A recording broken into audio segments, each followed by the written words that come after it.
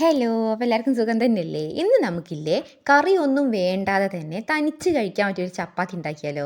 ഈ ഒരു രീതിയിൽ നിങ്ങൾ ആരെങ്കിലും ചപ്പാത്തി ഉണ്ടാക്കി നോക്കിയിട്ടുണ്ടോ? അടിപൊളി ടേസ്റ്റാണ്. കുട്ടികൾക്കും വലിയവർക്കൊക്കെ ഒരുപോലെ ഇഷ്ടപ്പെടുന്ന നല്ല സോഫ്റ്റ് ആയിട്ടുള്ളൊരു ചപ്പാത്തിയാണ് കേട്ടോ. അപ്പോൾ അത് ഉണ്ടാക്കാൻ വേണ്ടി നമുക്ക് ആദ്യം തന്നെ അതിലേക്ക് കുറച്ച് ഫില്ലിങ്സ് വേണം.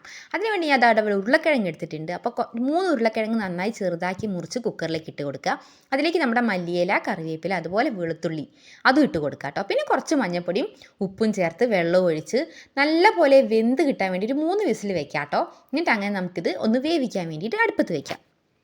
അപ്പോൾ ഉരുളക്കിഴങ്ങ് അവിടുന്ന് വന്നോട്ടെ കേട്ടോ. അപ്പോൾ ഇനി നമുക്കതിലേക്ക് വേണ്ട ചപ്പാത്തി മാവില്ലേ അത് കുഴച്ചെടുക്കാം. ഞാൻ അതിന് വേണ്ടി ഇവിടെ ആട്ടപ്പൊടി ആട്ടോ എടുത്തിട്ടുള്ളത്. നിങ്ങൾക്ക് ഏത് പൊടി വേണമെങ്കിലും എടുക്കാം, ഗോതമ്പോ മൈദയോ. പക്ഷേ മൈദ അത്ര ഹെൽത്തി അല്ലല്ലോ. അപ്പോൾ ഗോതമ്പോ ആട്ടയോ ഏതെങ്കിലും ഒന്ന് എപ്പോഴും എടുക്കാൻ ട്രൈ ചെയ്യട്ടോ, കുട്ടികൾക്കൊക്കെ കൊടുക്കുന്നതല്ലേ. അപ്പോൾ ഞാൻ അതിന് വേണ്ടി ഇവിടെ ആട്ടപ്പൊടി എടുത്തിട്ടുള്ളത്. ആട്ടപ്പൊടി നമുക്ക് ഒരു കപ്പ് എടുത്തിട്ടുണ്ട് കേട്ടോ. നിങ്ങൾക്ക് ആവശ്യത്തിനനുസരിച്ച് എടുക്കാം. എടുത്തിട്ട് അതിലേക്ക് കുറച്ച് ഉപ്പും ചേർത്ത് നല്ല സോഫ്റ്റ് ആയിട്ട് തണുത്ത വെള്ളം ഒഴിച്ചിട്ട് കുഴച്ചെടുക്കാം കേട്ടോ. എന്നിട്ട് ഈ ഒരു വലിപ്പത്തിലുള്ള ഉരുളയെന്ന് ഞാൻ 4 ഉരുളയാക്കി എടുക്കുന്നുണ്ട് കേട്ടോ. കുറച്ച് കട്ടിക്ക് തന്നെ നമ്മൾ ചപ്പാത്തിക്ക് ബൗളാക്കി എടുക്കുമ്പോൾ എടുക്കുക. കാരണം നമുക്ക് ഫില്ലിങ്സ് വെച്ചിട്ടൊന്ന് കവർ ചെയ്ത് പരത്തിയെടുക്കാനുള്ളതായതുകൊണ്ടാട്ടോ അങ്ങനെ ചെയ്യുന്നത്. കട്ടിക്ക് എടുത്തിട്ടില്ലെങ്കിൽ അതെന്താ പറയുക, പൊട്ടിപ്പോകാൻ ചാൻസ് ഉണ്ട് നമ്മൾ പരത്തുന്ന സമയത്ത്. അപ്പോൾ നമ്മൾ ഉരുളക്കിഴങ്ങ് അപ്പുറത്തേക്ക് വെന്ത് വന്നിട്ടുണ്ട്. നമുക്ക് ഈ വെള്ളമൊന്നുമില്ലാതെ കറക്റ്റ് വെള്ളം ഒഴിച്ചുകൊണ്ട് വെള്ളമൊന്നുമില്ലാതെ കറക്റ്റ് വറ്റി വന്നിട്ടുണ്ട് കേട്ടോ. അപ്പോൾ നിങ്ങൾക്ക് വെള്ളം നിങ്ങൾ ഊറ്റിക്കളയണം. എന്നിട്ട് ഇതുപോലെ നല്ല രീതിക്ക് ഉടച്ചെടുത്തിട്ട് കുറച്ച് വെളിച്ചെണ്ണയും കൂടി ഒഴിച്ച് വെച്ചാൽ നമ്മുടെ ഫില്ലിങ്സ് ഇവിടെ റെഡി ആയിട്ടുണ്ട്. ഉരുളക്കിഴങ്ങ് ഒട്ടും വെള്ളം പാടില്ല കേട്ടോ, അത് പ്രത്യേകിച്ച് ശ്രദ്ധിക്കേണ്ട കാര്യമാണ്.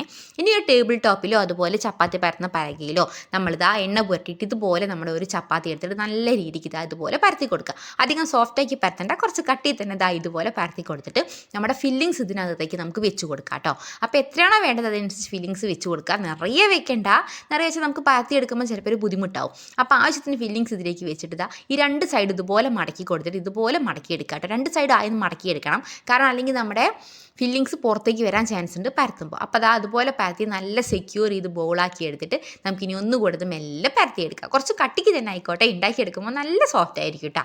അപ്പോൾ ഇതുപോലെ പരത്തിയെടുത്തിട്ട് നമുക്ക് ഒരു പാൻ അടുപ്പത്ത് വയ്ക്കാം. പാൻ അടുപ്പത്ത് വെച്ചിട്ട് അതിലേക്ക് കുറച്ച് വെളിച്ചെണ്ണ നമുക്ക് തടവി കൊടുക്കാം കേട്ടോ.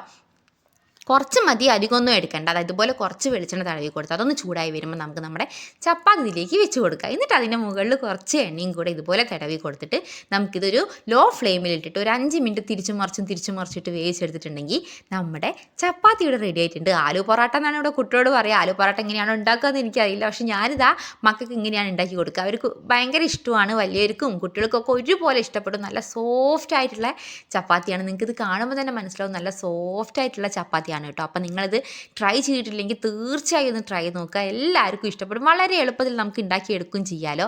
തീരെ കട്ടിയില്ലാത്ത നല്ല സോഫ്റ്റിൽ നമുക്ക് ഉണ്ടാക്കിയെടുക്കാം കേട്ടോ. ഓരോ ലെയറായിട്ട് വരും. നമ്മളധികം പരത്തി കഷ്ടപ്പെടുക ഒന്നും വേണ്ട. ഇങ്ങനെ തന്നെ ആക്കിയെടുക്കുമ്പോൾ തന്നെ നമുക്ക് നല്ല ലെയറായിട്ട് ഉള്ളിൽ ഉരുളക്കിഴങ്ങായിട്ട് കിട്ടും. നമുക്ക് കറി ഒന്നും വേണ്ടാതെ തന്നെ തനിച്ച് കഴിക്കാൻ പറ്റിയ റെസിപ്പിയാണ് കേട്ടത്. അപ്പോൾ നിങ്ങളിത് ട്രൈ ചെയ്ത് നോക്കിയിട്ടില്ലെങ്കിൽ തീർച്ചയായും ട്രൈ ചെയ്ത് നോക്കുക കേട്ടോ. അപ്പോൾ വീഡിയോ ഇഷ്ടപ്പെട്ടാൽ ലൈക്ക് ചെയ്യുക. അതുപോലെ തന്നെ നമ്മുടെ ചാനലിൽ കുറേ കുട്ടി വീഡിയോസ് ഉണ്ട്, അത് കാണാൻ വേണ്ടി ചാനൽ സബ്സ്ക്രൈബ് ചെയ്ത് കൂടണേ. അപ്പോൾ ടാറ്റ.